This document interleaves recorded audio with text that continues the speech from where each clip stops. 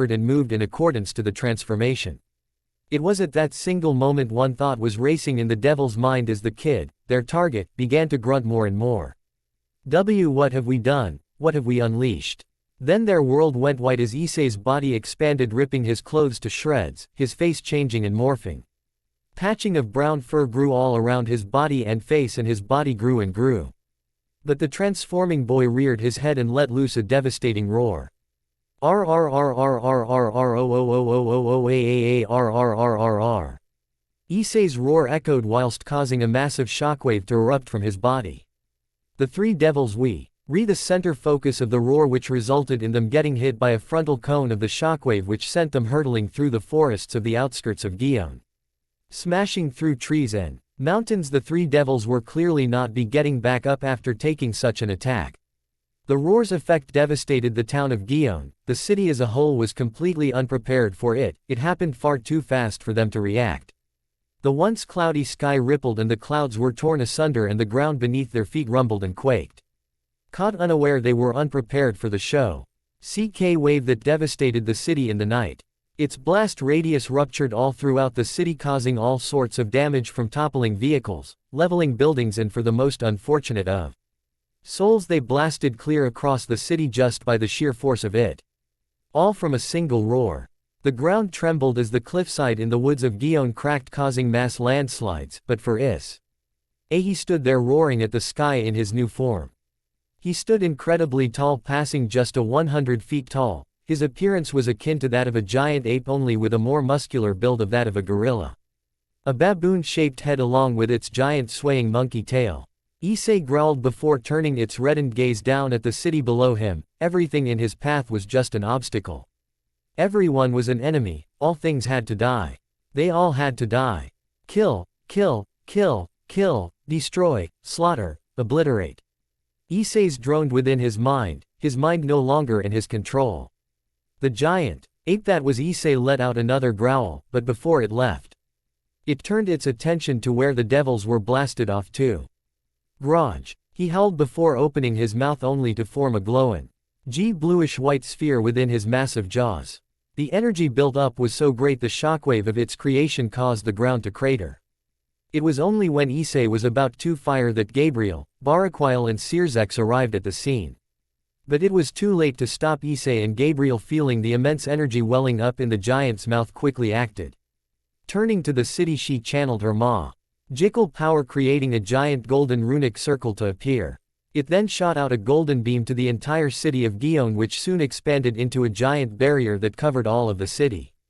"All of you get down," she shouted, which the two followed his example, and just in time as Issei let loose his attack, which came in the form of a high-density beam. It shot forth easily, vaporizing all the mountains and the forests that were in its destructive path. The beam of energy shot toward the location where the devils landed and were still trying to recover. And as the beam zoomed across the forest lanes and mountains, all things erupted into destruction. It was like a nuclear bomb went off as multiple spheres of fire erupted across the path the beam zoomed past, leaving a trail of absolute destruction in its wake. The beam instantly wiped out all life, including the three devils, completely obliterating them from existence.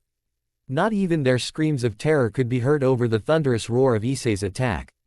It was only after Issei's attack dimmed and ended that the three would able to stand up, only to witness the destruction of the giant ape's attack. "Oh my God. Gabriel uttered in shock, and the other two couldn't blame her. Baraquile was just as shocked, maybe even more, while Searzek's eyes were completely wide at the horrific devastation laid out before him. What was ONCE, a vast plain of mountains and forests, was now just reduced to a smoldering plain of dead land. The mountains were vaporized and the forests were turned to ash. Nothing alive remained in the desolate land. But thankfully Gabriel saw that the city was fine from the use of her barrier.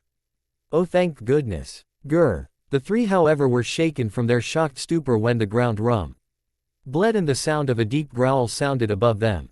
They turned and saw Issei in his giant ape form glaring down at them, no sense of reason in his baleful glowing red eyes. Such raw power. It easily dwarfs that of high-class devils. It's even toppling with my own. No. It's getting stronger. Searzex thought with the slightest bit of panic, and it seemed Baraquile noticed the power coming off this monster as well. But for Gabriel, whom was staring up into the beast's red eyes, felt all doubt that she once had of this not being Issei being thrown to the wind. No one had that same look, that same primal ferocity and glaze as that single boy. "Oh, what happened to you, Issei, to make you become this?" The Seraph Angel was terribly saddened once she realized this was indeed the same cheerful boy she talked to not long ago. The very same that had caught her interest the moment he is born. Only now, gone was that happily smiling boy, and in its place was a monster of incredible proportions. What had happened to him? This thing is no devil, is it some sort of yokai? Baraquile asked just before the giant growled down at them and then it raised its foot. Knowing what it was about to do, Sirzek spoke. Spread out. Just in time too, as Issei's giant foot came crashing down, causing yet another small quake along the cliffside. Much of the ground cracked and some began to slide, causing another landslide.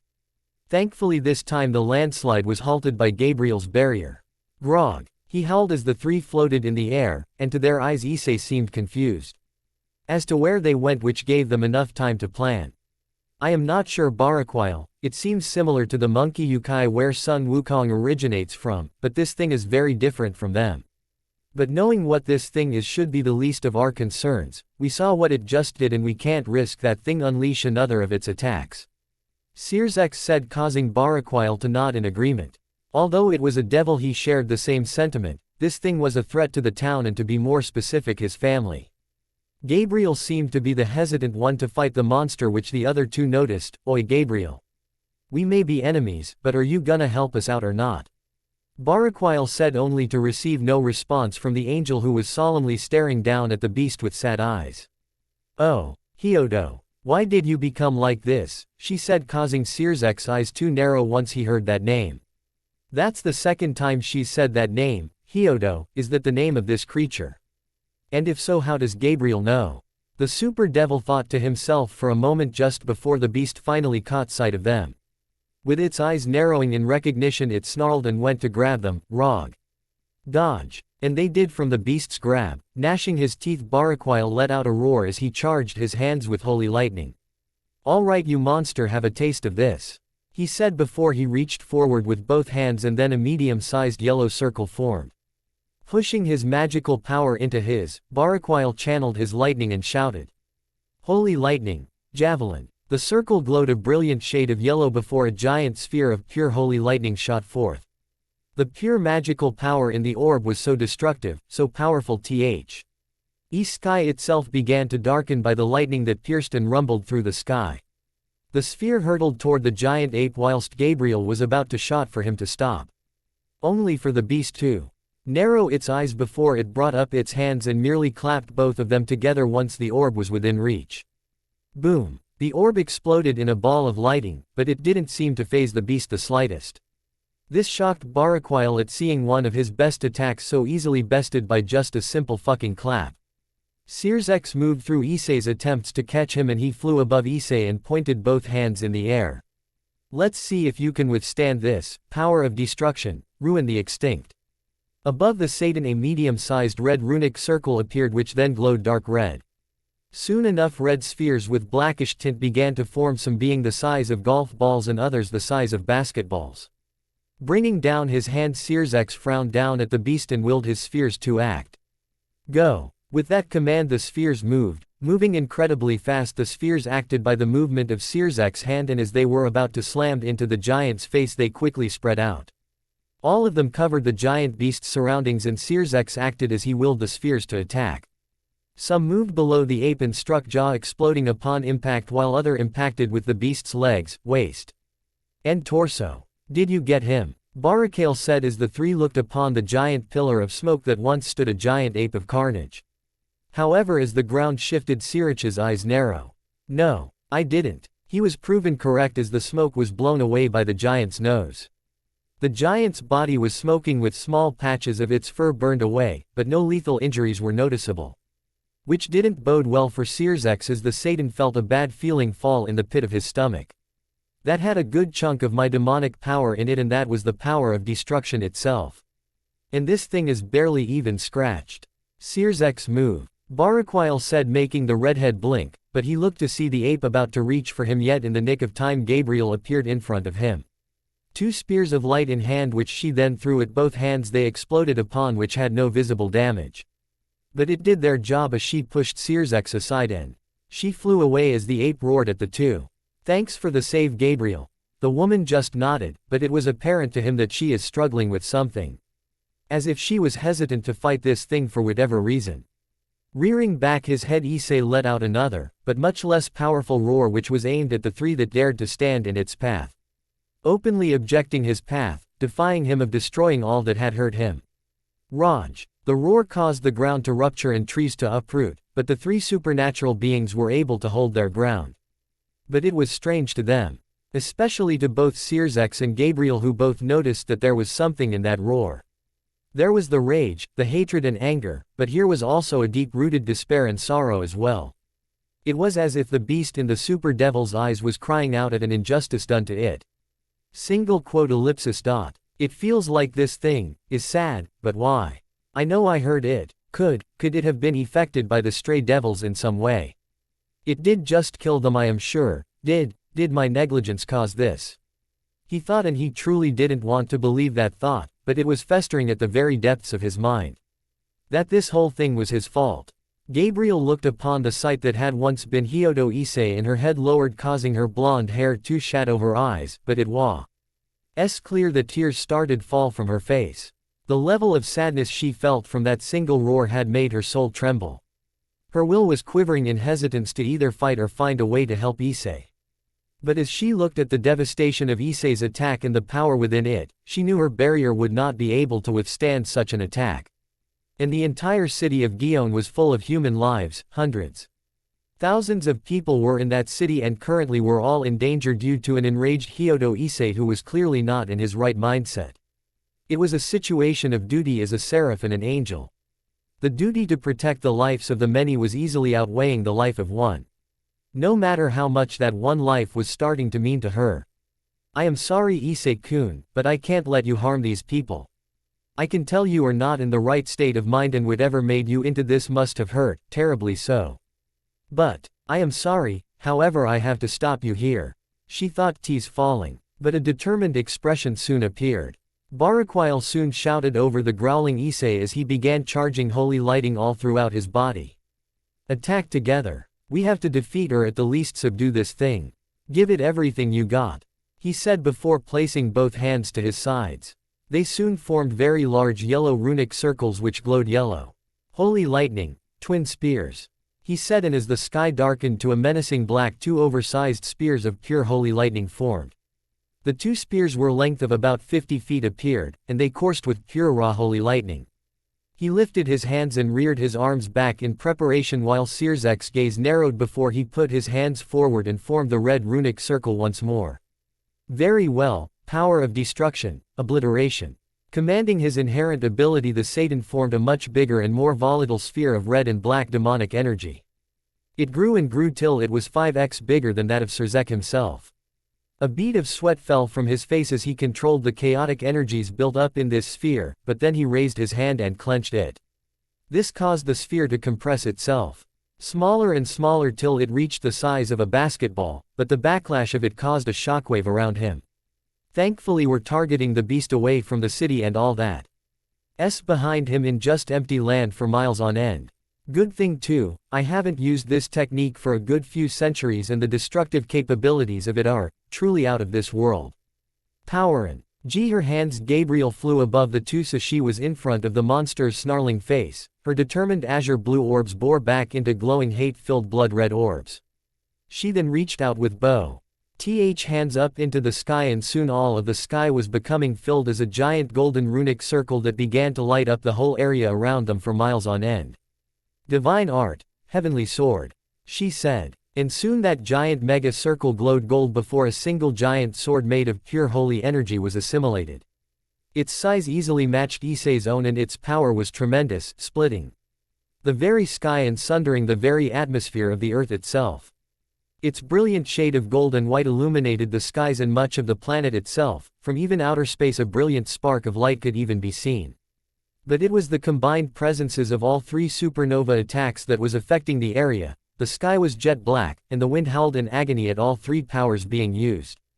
The already ruined cliffside was growing increasingly unstable by the major power output of all three legendary figures. Issei, in his unconscious yet instinctive state of mind, could feel the radening pressure of all three attacks. They were gonna try and hurt him. Stop him from killing all those that had hurt him. No. His inner demon, the inner beast dwelling within his primal blood, roared defiance. Pulling up its massive arms, Issei rose to the challenge by beating his chest, like that of a true gorilla. Roar! Roaring out in defiance, the giant ape surged out, gathering up all the energy that coursed through its being, Pulling the powers from its very soul, the beast's body soon exploded into a pillar of blood-red energy. His stomach bulged before the bulge went to his cheeks, causing them to expand to great proportions. His giant maw cracked open, letting out wisps of smoke, but then its mouth began to open more, revealing that it was building up another one of his destructive energy beams. But this was one different. Instead of the white-bluish energy it once was, this one was just dark crimson with a blackish hue. The sheer destructive power of it alone made all three begin to swear nervously at the sheer density of that power. It easily made his last one pale considerably in comparison. Grr! The giant ape let out a low growl as the energy built up within its jaw began to flicker whilst his body prepared itself to fire. So too did the three of them, but just as they were about to do it, it undoubtedly caused an uncountable amount of damage. The giant ape's eyes widened before its left arm completely out of nowhere came nailed him in the chin, causing the beam to fire prematurely. The ground shattered as a giant crimson beam of pure destruction shot up into the sky. Easily piercing the atmosphere, the beam continued on before it imploded far above them all. For miles and miles on end the once blackened sky was instantly cleared as a massive explosion of light rocked the very planet. Its rays of destruction reached far and wide, across the seas and reaching other continents. What the? Baraquile stuttered in shock, and the other two couldn't blame him either. While they were still ready to unleash their attacks, they were also still shocked at what they just witnessed. It happened right out of nowhere, but just as Issei was about to unleash complete chaos upon them, his own arm acted and hit him square in the jaw with the seemingly intent to divert the attack from them. Gabriel remained determined, but the smallest flicker of hope flickered in her eyes. Maybe, just maybe, Issei was showing signs of gaining control. Maybe this was him trying to fight back. What none of them knew though was that the cause of this was something much deeper and much more serious than they could have possibly imagined. For deep within Issei's inner mind, down into the depths of his soul, the heavenly Welsh dragon, Didraig, in all its blood red glory, growled and snarled at the other entity residing within its partner's soul. Ever since he lost contact with Issei, he had been doing all he could to control the mass outbreak of Issei's powers he once had in his first life. That had gone fairly well, but the eruption of his emotional trauma combined with the unleashing of alien heritage tripped his control by the slightest margin, which had caused an anomaly. Said anomaly was staring back at him with blood-red eyes and its menacing growl that didn't even affect the ancient dragon the slightest. It was the same form Issei had turned in to when he looked at the full moon, and so far he'd been wrestling over control of Issei's power and help his partner break free of his enraged primal state. Which wasn't easy considering this thing was monstrously powerful and its strength was equal to its endurance. This was from Didraig's guess the representation of Issei's alien heritage. But soon Didraig growled, "I will not let you control Issei anymore, you wretched cur. I will not let you have Issei destroy his own world. The regret he would suffer would be immeasurable. So bear witness, your doom, monster." Roaring out, Didraig flew Dion colliding with the beast, and soon his whole body coiled around the ape. His tail tying up the ape's own tail and legs together. Wrapping his arms around the ape, he enclosed his wings around him and the ape and went for its throat. "And by my name as the Red Dragon Emperor, I will take you down. Grrrah!" And he struck, his massive fangs dug into the ape's neck and held on with a steel-like clench. The beast roared in pain and it struggled to break free, but Didraig's determination to break Issei free of this thing's instincts was far too strong. He was determined to save his partner, to help his nakama at all cost. Whatever that cost may be. Tearing into the ape's throat, Didraig let it loose and roared within the depths of Issei's soul as his body began to glow from red to a dark crimson. RAAAAAARRGGHHH. Outside world. Rag. The great ape roared before its left arm came back swinging, nailing himself in the face once again. It soon followed up with punch to its abdomen. Cow. Sing it growl before it turned its gaze on its own arm. Growling, it went and bit onto its forearm, drawing blood and crushing bone, but the arm continued on by ramming its fit into the ape's skull. Daze. By the hit, the ape stumbled and began to fall off the cliff, luckily on the opposite end of Gion. It's hurting itself," Sears X commented as they watched the beast literally attack itself, and it seemed whatever had come over the beast was winning. It was causing more self-injuries than any of them had been able to do. They had long dispersed their attacks due to the area becoming increasingly more unstable by the combined pressure of the attacks and the premature release of the beast's own attack. Indeed, whatever is happening, it's helping us immensely, but be wary of Gabriel. What are you doing? Baraquile shouted as he and Sirzex saw the angelic woman fly down to where that beast had fallen down at. But neither of them could understand the maelstrom of emotions going to her Gabriel at the moment, who was watching the ape fight itself more intensely. Nay, they couldn't understand her worry, her hope, her sorrow and sadness for the boy that was inside that monster that was chaos incarnated. Despite her little time in spending with him physically, she knew that spiritually the boy had a kind yet scarred heart. His very existence piqued her interest, and his troubled soul had warranted her attention more than once. His eyes were seasoned like that of a warrior that had fought plenty of life and death battles. Eyes like that did not belong with a child his age. And yet when she saw his eyes, it was like she was looking into a beacon of hope that she had long since thought had died when her father, God, was killed. And now that she saw him, Issei, in such pain. So much pain to have triggered this strange transformation tore at her heartstrings. The tears came freely as she saw such a kind soul be reduced to such a state, filled with so much pain and anguish. The ground rumbled as she set foot a few good feet from the struggling great ape. It was currently fighting against itself, but it was futile. Soon enough its right arm acted against the ape's will and started pulverizing its face, while the left had the ape in a choke hold. Gabriel felt both Baraquile and Sirzex come down as they watched the beast literally destroy itself by some unknown force. But then something strange began to happen. Before their very eyes the ape began to stand up, but it was gripping its head. It let out grunts and growls as its nails dug into its bloodied skull. It stumbled forward and back again as its grunts turned into snarls. But then it reared back its head and let out a roar. Raaaarrrggghh. Thankfully the three were prepared to keep themselves stable on the ground. But they watched in alert as the beast's body erupted into a familiar pillar of crimson energy. Yet shockingly enough, the crimson energy began to change, the crimson hue began to turn darker. But it was the ape's own body that shocked them. For it was changing. The brown fur surrounding its body was starting to turn different colors, from a dark brown to black and then a deep shade of dark crimson, and the changes went all the way to its tail. Its ears became more pointed and its fangs were turning into much fiercer and more defined fangs. Its blood-red eyes were wide open. But they were slowly flickering to a shade of emerald. The changing ape's body soon exploded again, with its energy soon melding with its body, creating a crimson blazing aura engulfing all of its body. Like a cloak of crimson and gold fire. It was magnificent yet terrifying at the same time. For the sheer magnitude of power coming from the ape now, it was too much, far too much. This level of power, it exceeds my true form in sheer quantity.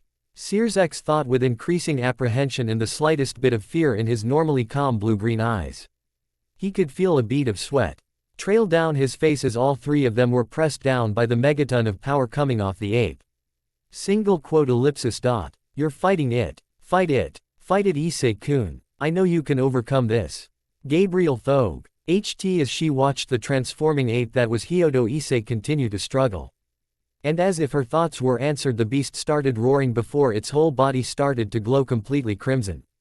Its body began to shrink down and down until it was becoming a humanoid shape, and to Gabriel's happiness she could faintly see the characteristics that made Issei. However, that brief moment of joy was soon shattered when a powerful booming voice echoed all across the battlefield. Solar flare. Alerted, the three looked up only to see a blinding white light sear into their eyes, causing them to quickly cover their gaze from the blinding white light. What's with this light? Is it an ambush? They could hear Baraquile shouting, but none could do nothing as they were temporarily blinded by the surprise attack. However, Gabriel felt a presence appear where Issei was, and fearing the worst she turned and despite her pain tried to stop whoever it was that was reaching Issei. Her body reacted on instinct. But all she saw as her eyes opened was a humanoid figure with green skin, beady black eyes staring down at her before whatever it was disappeared. And her outstretched hand grasped at nothing but air. No. And at that moment, as the light died down and the devil and fallen angel were able to see again, all they saw before them was a giant empty crater where NCE stood a giant monstrous ape and currently tearing up Gabriel. That would be the last time Earth would ever see the former mortal, Hyodo Issei, for a good long time. But the scars left in his W.H. shall forever be remembered in the hearts and minds of those of the supernatural. None had been left unscathed. Earth had not been the only one shaken by the release of such cataclysmic power. So much power that it threatened to destroy the Earth itself. For all the realms had felt that monstrous power. But there was an even greater special happening that was happening in all the realms, and they were all linked to Hyodo Issei. Underworld Grimoire Castle. Venelana Grimoire sighed sadly as she sat at a bedside, worry marring her beautiful features. Her flaxen long hair was disheveled from being a nervous wreck. Her blue-green eyes were filled with panic and worry as they looked upon the trembling and whimpering mess that was her pride and joy. It was of a girl around 6 years of age, with long crimson-red hair with her eyes and features, but currently her eyes were closed and the child's face was scrunched up as if she were in some type of pain. "Oh Rias, my dear, what is wrong? You won't wake up and yet you're in so much pain. Please, open your eyes for mommy, please." Tears began to leak from the woman's eyes as her words were unanswered yet again. Her daughter, her beautiful little girl, just kept trembling, tossing and turning in bed. She'd been doing this for a good 3 hours straight, and it seemed to happen at that exact moment when that huge immeasurable power came down upon all of the underworld and its denizens. That's when she broke into this state. "Oh Rias, please come back to us, come back to your family," she said while trying to soothe her daughter with all the motherly affection she could give. But the pain Rias Grimoire was feeling at the moment ran far deeper than Venelana could imagine. It was the pain of the soul itself. Within the mind of said Rias Grimoire, the little girl was panicking as all around her was just a sea of fire that never seemed to stop burning. However, in the middle of it all she stood alongside a man with brown hair and brown eyes. She knew this man. His appearance brought her the strangest amounts of joy. Yet the dull lifeless glaze in his brown eyes was making the young Grimoire heiress cry amidst the sea of fire. Why is this happening? Why am I seeing these things? Why do I know you? Issei-kun, these memories. I don't. She struggled to speak as she gripped her head. She clenched her eyes shut and tried to block out all sound as her mind was bombarded with memories of this man beside her. Memories she had never experienced came flooding throughout her body and into her brain. All the joy, happiness, and love she felt through the memories came flooding back. These couldn't be her memories, and yet she saw someone that looked like her. No, it was her going through so much with this man, Issei. Issei. She shouted out in desperation as her eyes popped open. Only to her horror she saw the Issei before her turned to her, his cold, dead brown eyes staring back at her. But then he just combusted into flames. But before she could even utter a word, the flames swirled into a giant mass that soon formed a monstrous visage that resembled something akin to the deepest, darkest creatures of the abyss. No! Rias screamed as all she knew, all she loved was consumed by fire.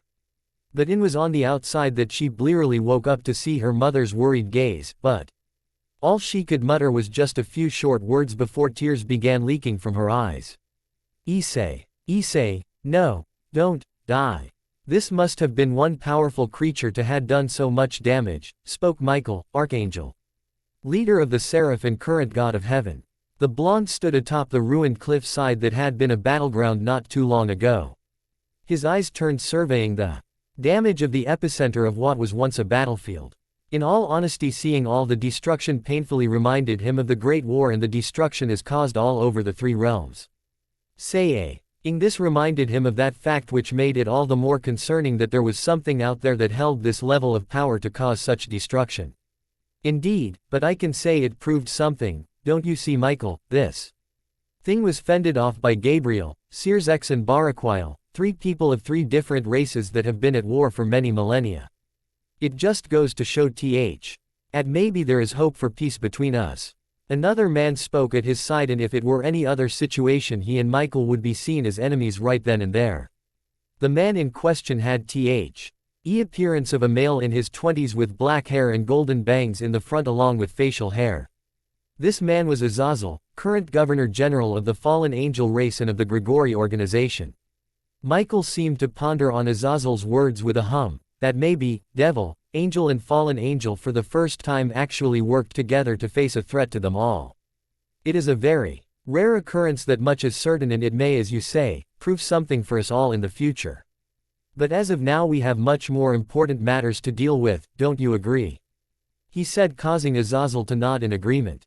Their eyes took in all the damage for as far as the eye could see, and they knew it was still nothing compared around the globe. True, I'm getting reports of mass hysteria across the Earth about those that captured the explosion in the Earth's atmosphere. We're doing what we can to erase all evidence and memories of it from the eyes of humans. But it is proving to be a taxing effort nonetheless, he said with a sigh, causing Michael to chuckle a bit. I see, well, I can send out a few of my own to help ease this burden. This is after all an international incident of the supernatural world. And humans have no need to be a part of it. Agreed, and you can expect our help as well. They heard a voice. Both turned to see Sears's Lucifer walking up to them, but along with him was Seraphal Leviathan, another of the current generation of Satans. Seraphal had the appearance of a young beautiful woman with long black hair which was tied in twin ponytails. Her sapphire blue eyes were taking in all the damage that had been caused by the battle with slight amounts of awe and curiosity. She had a healthy pale complexion and a childlike body, but had a good ahem-sized bust. She wore a black long-sleeved button-down dress shirt with a pink ribbon tied around her neck which was under the flip-down collar of her shirt. Finally below she wore a black skirt that went just above her knees. Crew-length socks and black dress shoes. Azazel and Michael's brow kirked up in surprise, which Sears's caught, and he smiled. Ah, as you said, this is an incident of all the three factions, and I will take full responsibility on the devil's behalf, he said, although the two caught something in his tone that made them suspicious. It was as if he was hesitant about something, yet didn't let it show on his face the slightest. I see, we welcome all the help we can get, but I'm surprised you're up and about. You three did just fight whatever it was, and while you don't have any physical injuries, I wager it was still an exhausting one. Michael said, only to get a slight laugh from Sears that it before they looked towards Seraphal, who seemed a tad drawn by all the damage that was done around the. And it's a surprise to see you here as well, Leviathan-san. I wager Sears contacted you and the other Satans about the situation. Seraphal, upon hearing Mike Hale, turned to the Archangel and let out a happy smile. Yup. But Ajutan and Faltna were too busy, and besides I wanted to see what did all this, she answered, causing the two to nod whilst Sears sighed. That's how she addressed their fellow Satans, Ajuka and Falbium. Then again, that's how she addressed almost everyone. But looking around them, the four took in the barren, broken battlefield. All the damage and destruction caused by the battle was being repaired by a joint effort, surprisingly consisting of angels, devils and the fallen angels of the Grigori organization. They were doing the repairs, returning the landscape back the way it once was, and though they were still enemies, it was still a sight to see. All of them working together towards one goal. The group of four walked through, surveying the damage done as Michael questioned Sears. So, is there anything you can tell us about what you, Baraquile and Gabriel faced out here? For whatever it was, I could feel its power from even the heavens itself, he asked, causing Azazel to nod agreement. Same, and I'm sure many others did as well. The underworld sky was even started to blacken all across the realm, as if a massive thunderstorm was coming to pass. Azazel said, with Michael nodding in agreement. The same thing happened to heaven, and while it had passed, it still unnerved everyone, including himself. Who had such power to affect the three realms like that? Sears seemed to sigh. Honestly, I am not entirely sure myself where it came from, because all I remember was that it appeared just AF.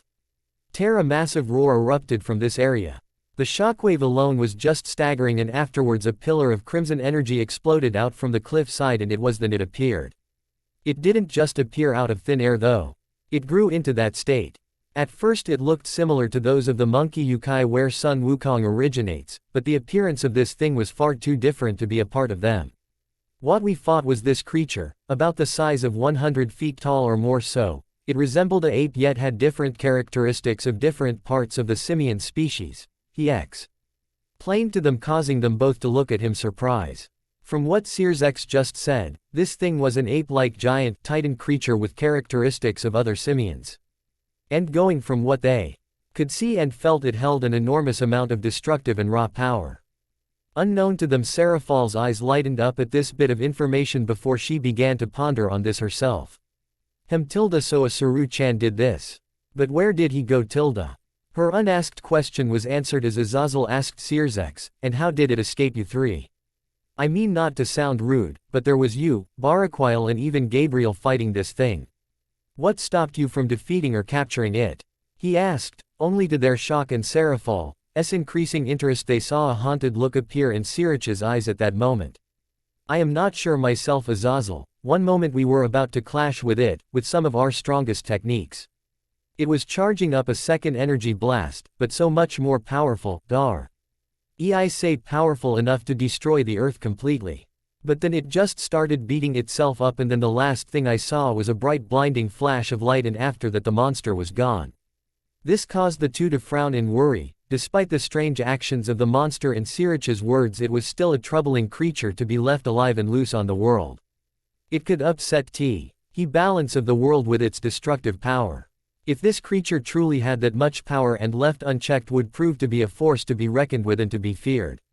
Even now, with it gone, the kingdom of mankind itself was in danger, because should it pop up again and in such an enraged state, the sheer amount of catastrophe would be insurmountable. Yet Seraphal felt a smile come along her face. Not one of exuberance nor happiness, but one of just raw excitement. If what Sirich's just said was right, then this creature was still out there recovering, and because of this she was wanting to see it for herself. Not by an enemy standpoint, but as one of pure interest in something that hadn't been seen before just pop up out of nowhere. And right in the middle of human civilization at that. It astounded her just as much as it piqued her curiosity. Of course she wouldn't say that out loud. I see. Azazel hummed as the group passed by many of their subordinates, that is, until Michael spoke up. By the way, Azazel, where is Baraquile? I imagined him to be here to speak more on this creature. He asked, only to get a shrug from the man, but the frown on his face was evident that he was a bit apprehensive. He sent word to me that he was currently with his family, ensuring their safety above all. The man values his family's safety before anything else and has been they've been attacked by a number of those of the church. People that held a grudge against him, due to those attacks, and with this arising monster he's keeping their safety at an all-time high. He answered, although his eyes cut towards Michael. The archangel saw this and knew what the man was implying, and he sighed a bit mournfully. I recognize this, but I cannot fully control my people like the true God could, you know this. Those that choose to allow their hatred for Baraquile to extend and attack his family, an innocent woman and child, deserve nothing more than punishment. I can only promise those that do will be excommunicated from the church and their souls to be sent to purgatory as punishment, he said with a rare moment of coldness, speaking with the voice of a leader. The voice of the Archangel Michael. Azazel didn't seem fine with just that, but knew that's all Michael could do. It was up to him and Baraquile to stop those attacks should they get any more severe. Acting out of grudge against those you hate was one thing, but attacking the family of your hated target, a family of innocents, was something else entirely. I guess that's all I can hope for, he responded, and the four fell into a silence, but Michael's gaze turned and saw Gabriel standing at the edge of the cliff. Just looking out at the city with an ever-present forlorn expression. She didn't look the least bit hurt by the battle. She hadn't spoken a single word since then. It made him wonder what had happened to make Gabriel be so silent. But as he thought about it, how did he end up in this when she was charged with watching over the mortal, Hyodo Issei? It was the first time that he's seen Gabriel ignore everyone, even him, in favor of being so silent. What happened to you, sister? Unknown to Michael, Gabriel's mind was far more troubled than he could imagine. The seraph angel was gazing out to the city, Gion, his home. The city that was the hometown of the one who stole her interest. The city that was nearly destroyed by his very own hands. Her blue eyes, once bright and full of life, were dull as she watched the forces of angels, fallen angels and devils, work tirelessly to repair the damage done and erase the memories of everyone the city of what they witnessed. But she just couldn't find it in herself to care that much anymore. She couldn't explain it, but now that he was gone she just couldn't find herself to care for much of anything. It was as if when he was taken, all that she was taken with him. A bitter smile began to make way on her face as she thought about it. Yes. It seemed she was starting to realize just how precious he was to her. It was for a few moments that she met him, and yet it was enough for her to see what she's read and saw from a distance was all true. Hyodo Issei was been a paradox to her, a puzzle she wanted to figure out. He may have lived the life of a somewhat normal mortal, but she had witnessed puzzling things about him others seemed to shrug off. He was born with an abnormal muscular structure that hasn't been seen in all of human history, which predated as far as she knew the existence of her creator, God's, own existence. There was also the fact that his personality fluctuated between a child and rare instances of something else, someone much older. It was rare, but she had seen one of those instances. When he was fighting in the tournament not long ago. It seemed as if something had been bothering him, and when she saw it in his form she knew he was intent on ending it quickly before something happened. There was also the fact that she saw that Issei had an abnormal physical growth in physical fitness, which she would account to his even more abnormal muscular structure. He also inherited the leg. Endari Longinus boosted gear and the Holy Sword, Ascalon, two objects that opposed one another in sheer existence. But the most puzzling and in her mind the most gripping was his eyes. Those were not the eyes of a child, for they had seen many life and death battles. There was a saying that, the eyes were the windows to one's soul, and Gabriel believed that entirely now that she'd seen it for herself. Issei's soul was scarred and marred. It wasn't pure like a child's should be. It was usually flickering to a gray to a near dark gray, and a good amount of scars, deep scars, cut deep into his soul. It's why she wanted to learn more about him, to get to know the human, Hyodo Issei, and the drive to do so was so strong too. Yet then the image of his changed form, his roar of agony, hatred, rage, and sorrow echoing deep within her ears, his glowing red eyes glaring down at them all, at her, with nothing but the intent to kill. It made her want to cry, it really did, to see Issei in such a way. She knew it was him because she could tell by his energy, and the feel the monster gave off was similar to Issei's. What had caused him to become that? What had sent him off the edge and into the abyss? To make him become that destructive monster? And who dared to cause him so much pain? She thought, with her frown becoming a scowl, her hand turning into a fist. Emotions swirled up inside her, incredibly dangerous ones surged from within her chest, smoldering within her, her soul whispering to find out the one who led to causing Issei so much pain. If Gabriel had her wings out at that moment, he would have seen them flicker on and off from golden wings to jet black. But now, he's gone, she thought, wrapping her arms around herself. The sight of Issei battling against himself, even to ally, reverting back only for her vision to be blinded at the last second by a bright light. And the last thing she saw was a green-skinned humanoid taking Issei right in front of her.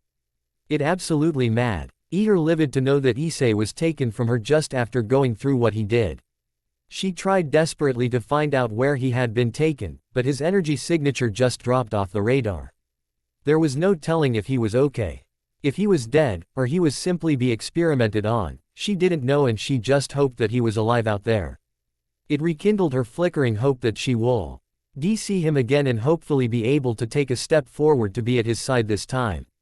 Again, if she had her wings out they would be flickering colors again, only it took longer to change back as that single thought lingered in her mind. Blinking, Gabriel toyed with that thought before pushing it away with a slight flush on her cheeks. No, there is no way I'm feeling that way towards him, right? I mean, he is a child. Okay, maybe not with his soul being far older. But, aagh. The Seraph of Hearts slapped her cheeks to try and rid herself of those thoughts. She couldn't afford to let her rampant thoughts get to her, no matter how much they egged at her. We found something. Thankfully she heard a few of Michael's subordinates yell out, and she, along with the group of 4 Ned, to see an angel waving at them from a wreckage a good bit away. Becoming curious, she went along with the others to see the angel working with fellow angels plus a few fallen angels and devils. She, Michael, and the 2 Satans came upon a wreckage of trees which were torn asunder, ripped right out of the ground by Issei's transformation. But it also consisted of what was once a foundation, human building, and what they found once the trees were removed was both gut-wrenching and saddening. Humans, so many humans, no matter the age, young and old, were everywhere, and all of them were dead. Just by looking at them they could all tell with grim realization that they had been dead for a good while and surprisingly hadn't been killed by the crushing of the trees. But the sight was one of horror. Children even were dead, seemingly have been crushing by wood or bisected by the waist by snapping wood. It was a sight that made them pale considerably, although they had seen their fair share of bloodshed and death. It was still hard to swallow. Especially with the amount of blood and gore covering the area, it was a nauseating and gory sight to behold. Too many lives were lost here, to man. Why young ones died here before they could experience life. But something was strange, and Seraphal made this apparent as she narrowed her eyes. Something's wrong here. I sense the lingered presence of stray devils. 3 distinctive ones. They're old, but they were here, she said, causing Michael and Azazel's eyes to narrow, but there was 2 different reactions from Sirzek's and Gabriel. Sirs. X's eyes widened in shock at what he just heard, and upon confirming it for himself his shock just grew. Could it be? The same strays he'd been charged to hunt down and kill had done this slaughter.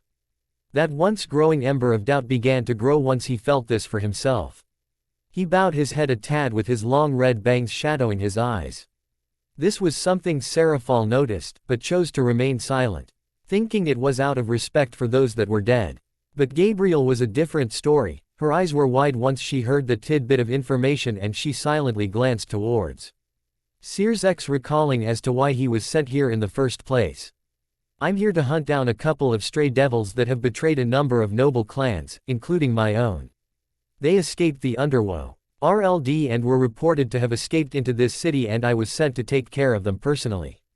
Recalling his words, Gabriel began to piece it all together, and her eyes began to narrow and narrow further and further as she looked at the downtrodden Sirzeks, but before she could speak, she felt her feet hit something, and she looked down, and what she saw was, to her disgust, was 2 blooded stumps that were the heads of humans. However, once her eyes adjusted to the lighting, her eyes widened in true horror once she recognized these humans. These weren't just any humans, these were Issei's parents. Their faces, once smiling in pride for their son and happily greeting her with Kindis at the tournament, were frozen in an expression of utter terror. No. Please no, don't tell me. Is this what set him off? Is this what pushed Issei over the edge? Oh God, Issei, she easily pieced it all together. There couldn't have been any other explanation, and she trembled once she fully realized the implications of it. The stray devils Sirzek was supposed to have killed had either attacked this building of humans or tracked down Issei to this location. Waited for him and his parents, and they striked, leading to this massacre and the death of his parents. Which led to her realizing one thing. Issei had witnessed it firsthand, and that had been the trigger which set him off, the final push that threw him off the edge and caused him to become that. Salty tears began to form in her eyes once she realized this, but quickly she turned her head and wiped them away. She didn't want anyone else seeing her this way. But Sirzek will answer for this one way or another, she thought, her blue eyes smoldering with a slight golden color, which were now discreetly glaring at Sirzek, who felt her smoldering, piercing glare, and he turned. And his eyes widened once he found Gabriel, Seraph of Hearts, the strongest woman in heaven, glaring at him, and if looks could kill, he'd be 6 feet under by now. But then he realized. Gabriel must have realized it as well, that the stray devils he was supposed to have killed did this. I really messed up this time. I should have listened, I should have killed those strays, damn it.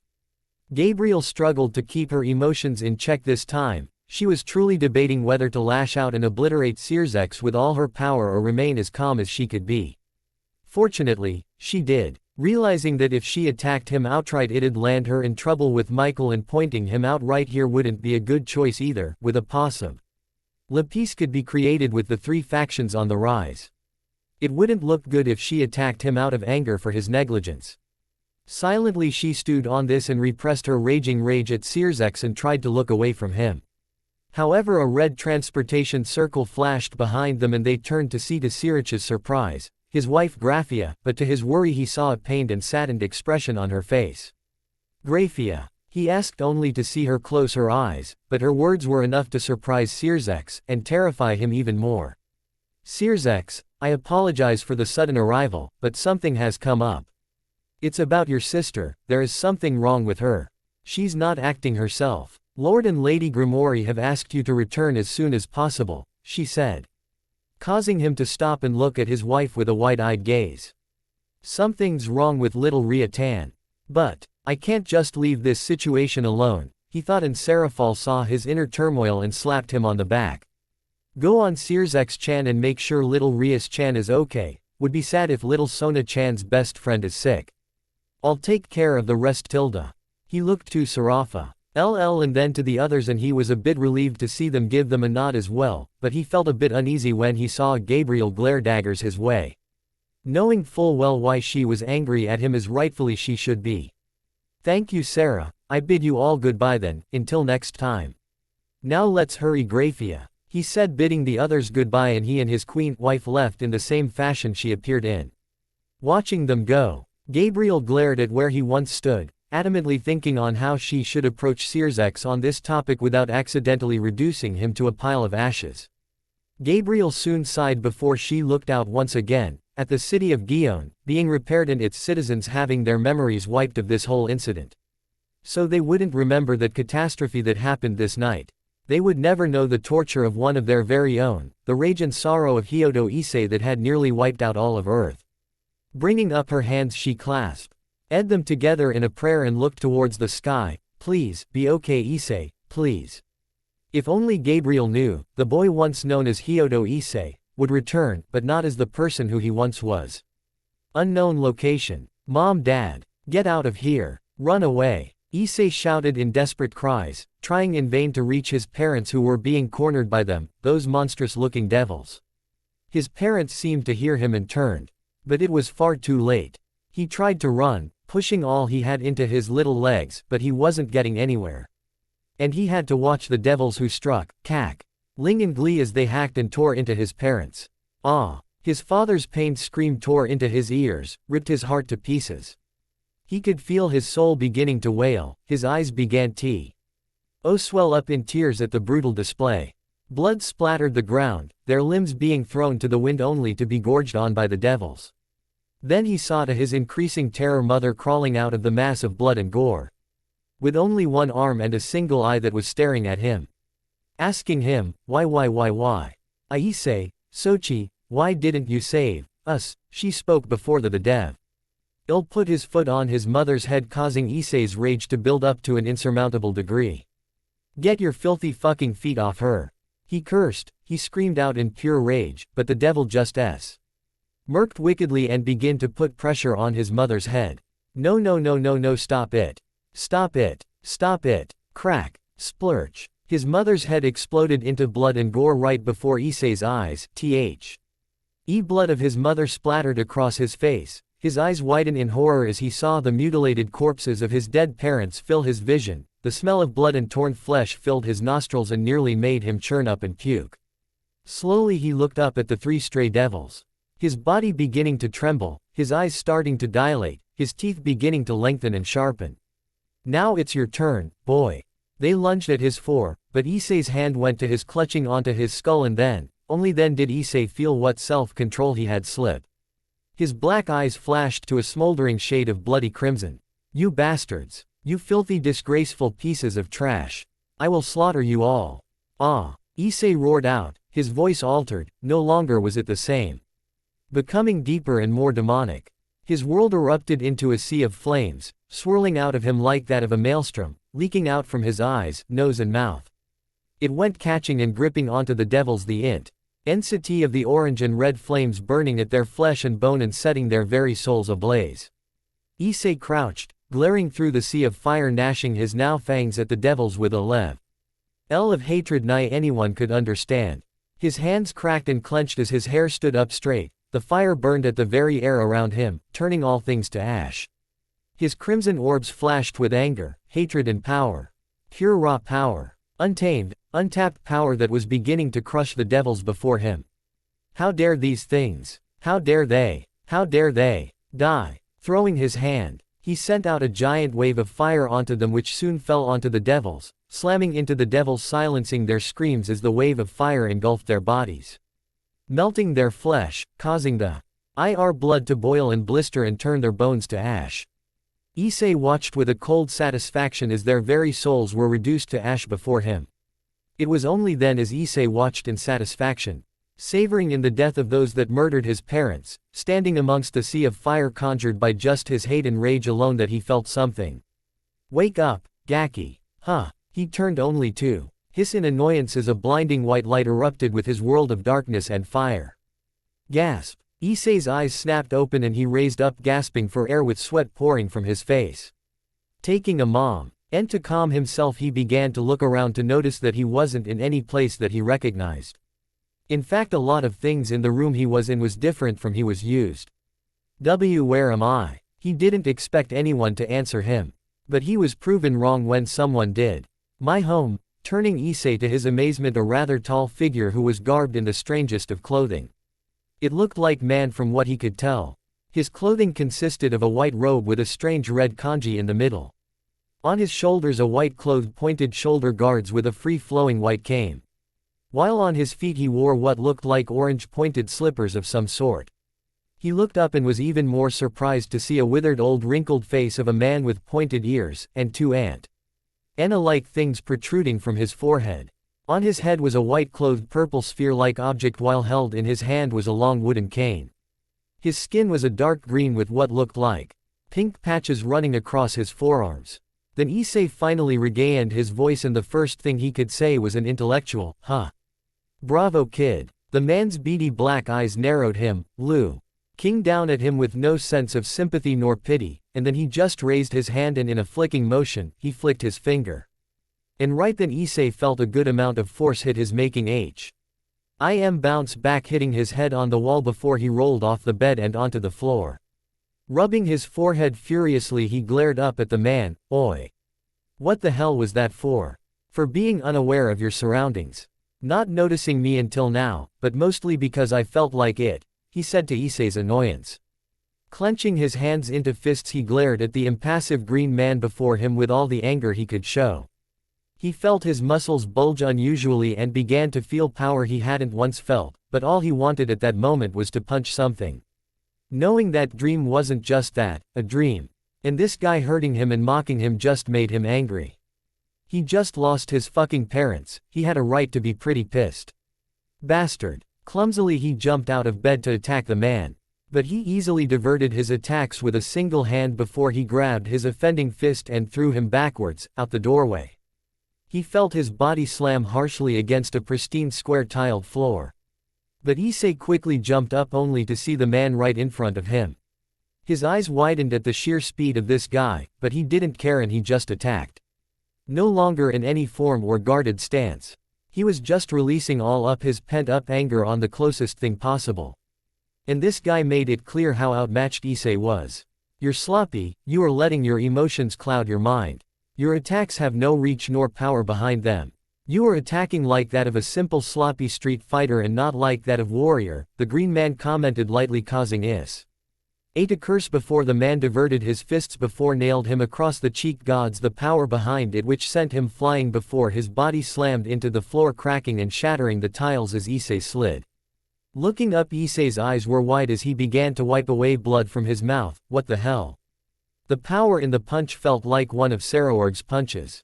Who are you? Issei stood albeit shakily. Combined exhaustion and having his senses literally knocked back into his skull.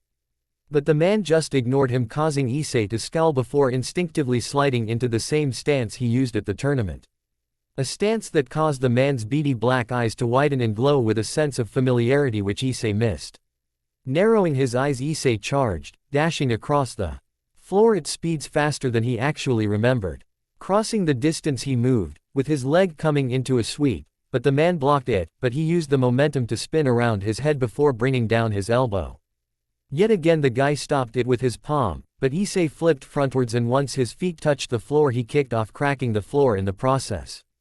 Pushing as much strength into his legs and body he moved like a blur, faster than the eye could see.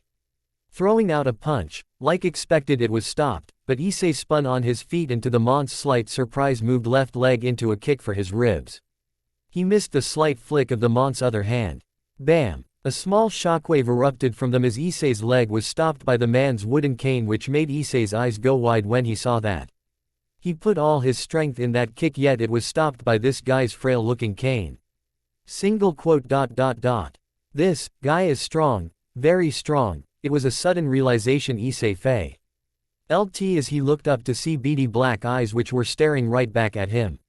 Staring at him, through him and reading him as if he were a book. That was better, he spoke causing him to blink. But then Issei saw the man's wrist twitch, but he wasn't fast enough to react and then he felt pain erupt from his legs. The wooden cane swooped down knocking him off his legs and making him land on his back. He was about to get up. But he stopped once he felt the cane poking him in the forehead. But you still have much to learn, the green-skinned old man said, looking down at a glaring Issei. Impassively, he pulled up his staff and waited for Issei to stand back up, who wiped away his bloody busted lip. But as he caught his breath, the man tapped his cane on the floor, instantly restoring the floor around him, shocking Issei a good deal. However, it was not as much a shock as it was made aware of his surroundings. All around him he saw a circular, pristine, square-tiled floor with a few trees and bushes. Along with it to his left he saw a grand building built in a rather unique architecture. He then looked up at the man, who then spoke once more, just a few gruff words, but it was enough to surprise Issei nonetheless. As for my name, you can call me Kami, and this here is my lookout. Take it in, for this is going to be your home for the next few years. Hyodo Issei, last of the Saiyans, he said, making Issei's eyes grow wide as shock filled his very being. Oh yes, things were going to be very interesting for Issei now.